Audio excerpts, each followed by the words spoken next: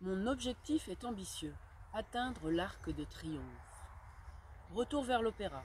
Je fais une pause à la Concorde après avoir traversé les Tuileries pour admirer la statue de Strasbourg, modelée au trait de Juliette Drouet, et faire un clin d'œil au Ritz. J'éprouve un immense bien-être et je mesure ma chance de fouler l'asphalte sacré de la plus belle ville du monde. En remontant les Champs-Élysées, je pense au petit Marcel, cherchant sa Gilberte du regard, le cœur battant, la chamade.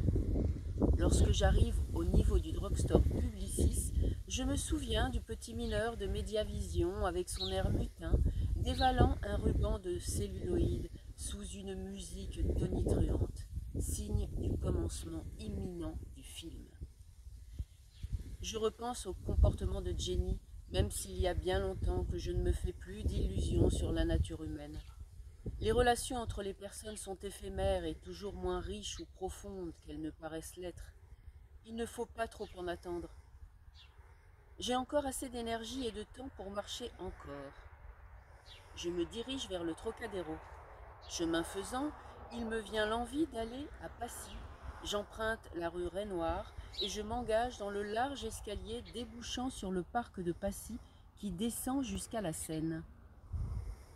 Même dans ses habits d'hiver, la nature est apaisante. Le lieu est presque désert. Les équipements sportifs sont rendus inaccessibles en raison du contexte sanitaire. Emmitouflés dans leurs doudounes, quelques enfants se courent après en riant, pendant que leurs parents ou nounous les surveillent de loin en poussant la McLaren à double freinage du petit dernier. Sur un banc, je vide mon sac sans pudeur pour le réordonner.